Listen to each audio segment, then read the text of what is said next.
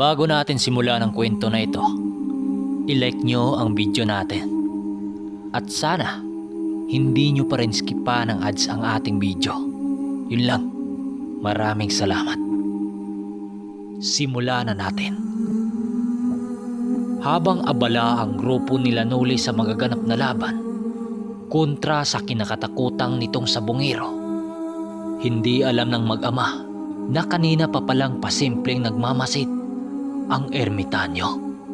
Magamat nakatuon ito sa pagtatadi ng bulang, subalit na sa paligid nakatuon ang pandinig nito.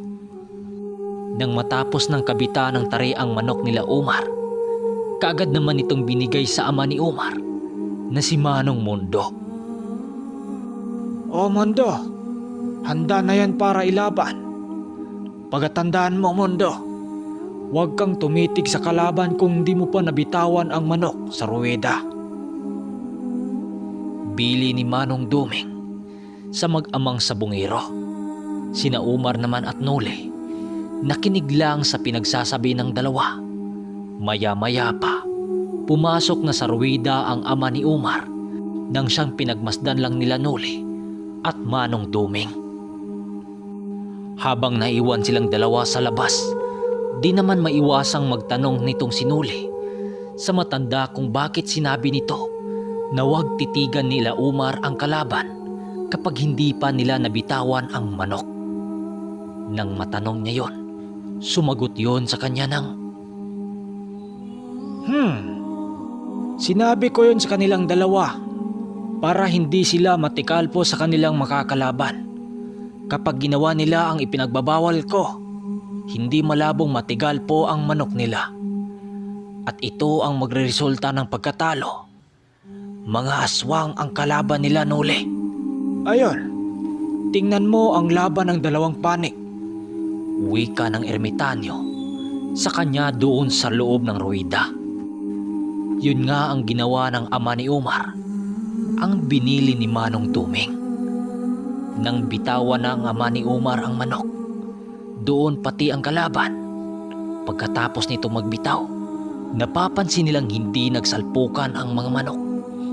Kitang-kita ng ama ni Umar ang matandang kalaban nila na para bang labis itong nababahalang nakatingin sa mag-ama. Maya-maya pa, biglang sumugod ang manok nila Umar nang siyang diretsong nakatama sa kalaban. Nakaganti naman ang kalaban. Subalit hindi ito tinigilan ng manok nila Umar. 3 sagupaan lang, laglag kaagad ang kalaban. Kahit nakadapa na lang ang kalaban, walang awa itong pinagpapalo ng manok nila Umar. Walang galos ang manok nila nang siyang ipinagtaka ng mag-ama. Paglabas ng mag-ama, kitang-kita nila sa mga pagmumukha nito ang labis na gulat at halong saya. Manong Duming, ito, buwinas tayo. Nakita nyo ba kung paano ilang paso ng manok ko ang kalaban? Wika nitong pagmamalaki sa manok nitong nanalo. Si Manong Duming naman, gumiti lang naman habang sumasagot ng, Maganda Mundo, nakabawi ka rin. Sabi ko naman sa'yo, di ba? Mananalo ka rin. sagot ng ermitanyo. Habang tinatanggal nito ang itinali sa manok. Doon sa manok nila Umar, walang kaalam-alam ang mag-ama. Kaya lang nanalo sila dahil may pabaon si Manong Duming doon sa manok nitong inilaban. Dahil nga nakita ng ibang sabungero ang husay ng manok nila Umar, kaya't marami ang nag-aasam para labanan ang manok ng mag-ama. Maya-maya lang, nilapitan ang ama ni Umar ng 3 grupong kalalakihan na may dala-dalang mga manok. Isa din sa mga malalakas na mga manok ang grupo na yon. Dahil kagaya nila Umar, nagmamay-ari yun ng samot-saring lahi ng manok na panglabanan sa malalaking sabungan. Papalapit pa lang ang mga ito sa kanila, nagwiwika na ito sa kanilang pangkat ng, Oy sir, kayo pala. Mukhang buwinas yata kayo ngayon ah. May mga manok kaming dala. Baka naman may matitipuhan kang labanan dito. Wika nito sa ama ni Umar. Nang siyang sinagot naman nito ng, Bawi-bawi lang naman. Natalo rin naman yung isa kong manok kanina, yung ganador. sagot naman ng ama ni Umar dito. Subalit biglang natigilan ang lahat nang magpresenta itong si Manong Duming na siya ang sasalo sa hamon ng lalaking yon. Ako na lang ang tatanggap ng laban. Susubukan ko lang kung lalaban ba itong manok ko. Wika nito habang kinukuha ang manok na hawak ni Nuli. Dahil sa sinabi nito, napatitig naman kay Manong Duming ang lahat ng lalaking kasama ng pangkat na yon. Aba, sigurado ka ba, Manoy? Nalalaban ka? Baka ilang paso lang tong manok mo. Mukhang pangkatay pa naman. Sir Mundo, kasamahan niyo ba itong matanda na to? Mukhang nahibang yata. Wika nitong pangmaliliit. Nagpipigilang si Nuli noon dahil sa pambabastos ng pangkat na yon doon sa kanyang maestro.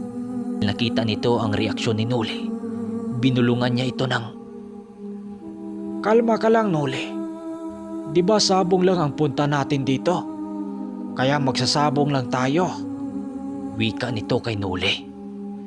Dahil sa mga sinasabi ng pangkat na yon, lumapit ang ama ni Umar kay Manong Duming at nagwiwika ng, Manong, huwag sila ang labanan nyo.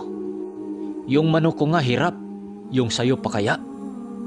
Huwag kang mag-alala, Manong. Magpakuha ako ng mga tandang sa bahay at ibibigay ko yun sa'yo. Para naman mailalaban nyo. Sagot naman dito ng ama ni Umar na alam naman ni Nuli na hindi nito alam ang abilidad ng matanda. Kausap pa rin nila Umar ang pangkat hanggang sa kinausap itong si Manong Duming sa isa sa mga kasama ng pangkat na yon. Manong, sigurado ka ba na ilalaban mo yung manok mo? Kung ganon, pwede bang itong sa akin na lang? Wika ng binatilyo na may hawak na 3 bayong na may naglalaman na manok. Napangiti lang naman ang matanda noon habang sumasagot ng, Sige, para naman makauwi na kami doon sa bundok. Pinapili sila ng binata sa 3 nitong manok kung saan ang natipuhan ng matanda na lalabanan. Nang magkasundo na ang 2 panig, kaagad na yung pansamantalang umalis para magkakabit ng tari. Sila Nuli at Manong Duming naman, pumunta sila sa isang sulok para doon magsisimulang magkabit ng bulang. Habang kinakabitan ng matanda ang manok ng tari, hindi naman mapakali ang ama ni Umar habang nagsasalita ng, Manoy Duming, ito na lang ho ang ipamumusta nyo. Sabay abot nito ng pera para gagamitin sa sugal. Hindi na, Mundo. Ito na, si Nuli ang bahala. Sa kanya itong manok. Kaya naman siya ang bahala sa pusta. Sagot naman nitong si Manong Duming. Kaya't hinayaan na lang sila ng mag-ama at pumasok na sa ruwida. Ang pumasok sa loob, sina Nuli at si Umar. Habang si Manong Duming at ang ama ni Umar nasa labas lang yon at nakikinood. Medyo natagalan pa ang laban na yon dahil tinambakan ng pusta ang kalaban. Panay pa ang pagtatawag ng panig ng kalaban. May pupusta ba sa panig kila Nuli? Subalit sa kasamang palad, wala. Maging sa labas ng sabungan, wala silang naririnig. Hanggang sa sumigaw ang kalaban na kung tawagin ay tinunga. Ang tinunga ay hango sa salitang Bisaya na kung tawagin sa Tagalog ay dublado yata. Halimbawa, 100 ang pusta mo.